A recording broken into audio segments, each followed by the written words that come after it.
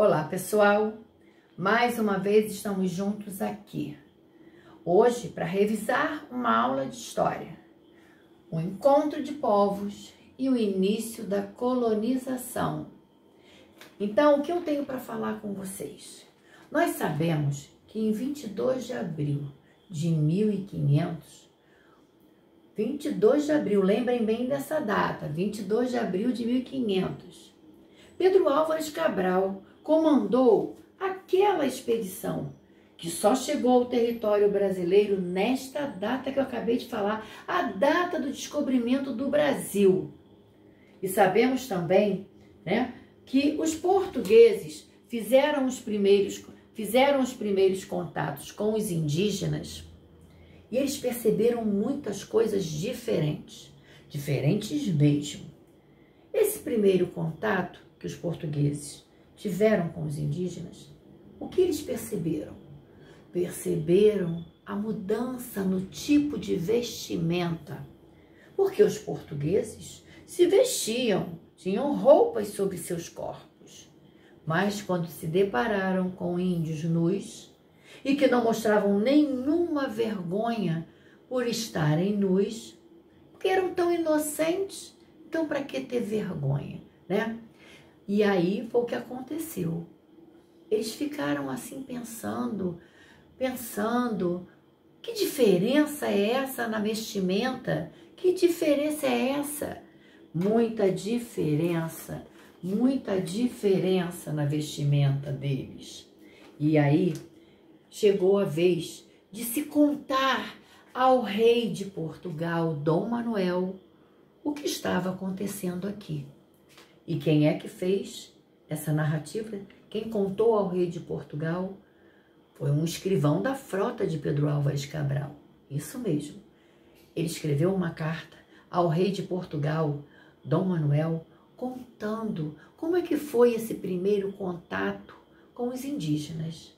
Ah, vocês também já sabem, eu sei que vocês já lembraram desse primeiro contato. Isso mesmo. Esse primeiro contato, ele escreveu na carta.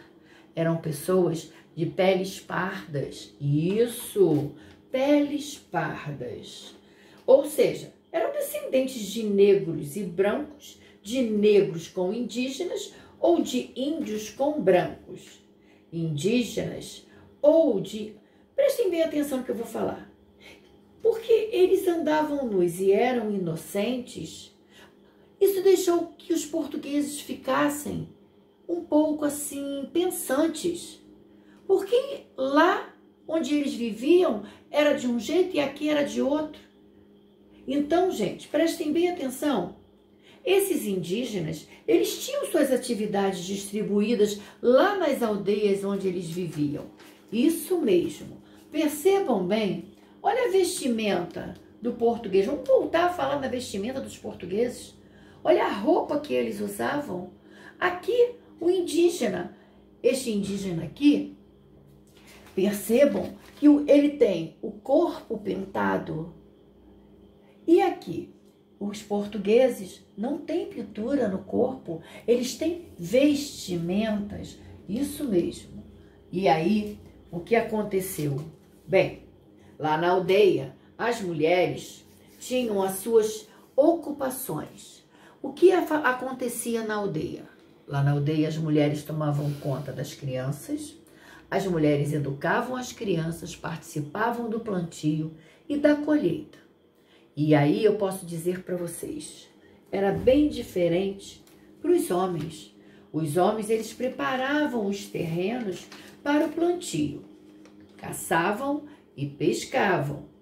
Bom, esses mesmos povos indígenas, eles transmitiam seus conhecimentos através de histórias narradas. E quem é que contava essas histórias? Quem é que narrava essas histórias? Isso mesmo, eram as pessoas mais velhas, mais idosas da aldeia. Pensando bem, eles contavam as experiências vividas por eles.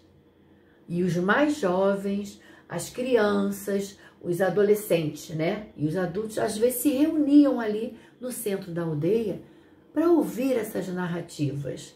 Bom, falar em indígenas, temos que falar também que devemos, a partir do momento da colonização, do início da colonização, devemos dizer que em meados do século XV foram muito utilizados mão de obras indígenas e africanas, na extração de quê? De recursos naturais e de produção de açúcar. Vocês se lembram da madeira pau-brasil? Lembram, né? Essa madeira era uma madeira que tinha, através da casca da madeira, né? Eles conseguiam um corante para tingir tecidos. E essa madeira foi muito preciosa, tanto para o Brasil quanto para Portugal. E aí o que eu posso falar para vocês mais sobre essa madeira? Nós temos muito a ver sobre a madeira. Bom, na Europa, o pau-brasil, ele era muito valorizado, porque eles produziam, através do pau-brasil, esses corantes vermelhos, que serviam para tingir roupas. Bom, os portugueses usavam o trabalho dos indígenas na extração da madeira. Isso mesmo, também era de interesse dos portugueses os metais preciosos. Mas, com o início da colonização, como é que se poderia administrar a colônia? Bom, foi a partir de 1530 que o processo de colonização, que era o povoamento e desenvolvimento de atividades produtivas no território brasileiro, acontecia. Isso mesmo. E quando foi que isso se deu? Em 1554, eu posso falar para vocês, em 1532, precisamente isso, 1532, Martim Afonso de Souza, ele liderou em uma expedição e fundou a primeira vila no Brasil. Como é que se chamava essa vila? Vila de São Vicente. Bom, para melhorar e para querer fazer uma coisa bem feita, né? Deveria haver uma administração da colônia. O que aconteceu? A coroa portuguesa resolveu, em 1534, dividir o lote em 15, dividir esse espaço em 15 lotes. Isso mesmo, 15 lotes. Mas para quem foi dado esses lotes? Esses lotes ficaram conhecidos como capitanias hereditárias. E para quem foram doados? A comerciantes que eram ricos, a nobres portugueses, que ficaram conhecidos como donatários. Bom, e aí começa então a produção de açúcar com instalações de engenho. E essas instalações de engenhos, né? O que aconteceu com essas instalações? Muita mão de obra foi necessária. Devido a muitos problemas com as capitanias hereditárias, Portugal implantou um sistema de governo geral. E o que era esse governo geral? Uma administração que era centralizada para governar o Brasil. Quem foi o primeiro governador?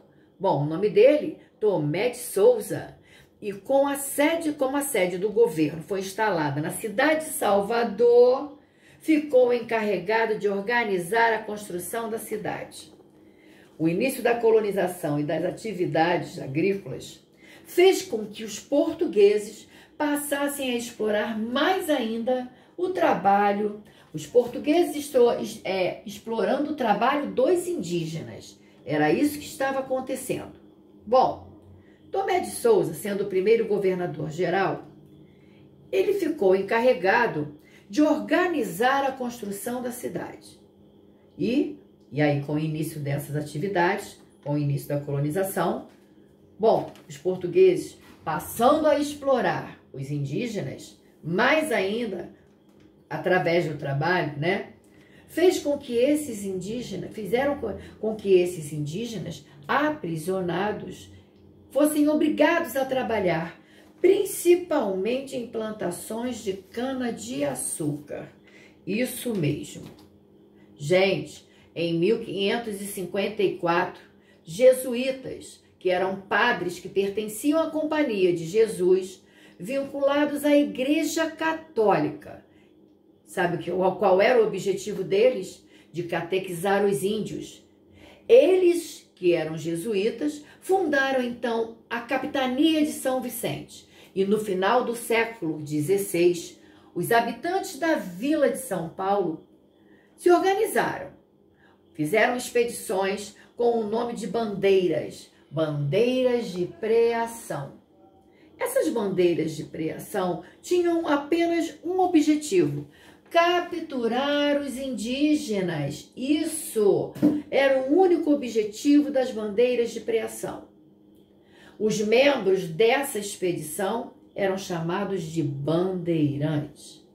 E esses bandeirantes invadiram aldeias. E essas aldeias indígenas, nessas aldeias indígenas, os aprisionados, que eram milhares, de nativos que habitaram, que lutaram contra a violência e a escravização. Alguns conseguiram até fugir no interior de regiões de colônia. Foram criadas missões jesuíticas. O que eram essas missões jesuíticas? Eram aldeamentos isolados, locais onde os indígenas eram instruídos sobre o catolicismo e eram obrigados a deixar suas terras e seus costumes. Então, hoje vocês podem perceber, que alguns indígenas saem das suas aldeias, deixam lá os seus costumes, as suas tradições, os seus valores para viver na zona urbana, para viver na cidade. Mas também há muita quantidade de indígenas que convivem em suas aldeias, preservam seus costumes, as suas tradições. Gente, é muito importante estudar essas terras que pertencem aos indígenas. Até a próxima!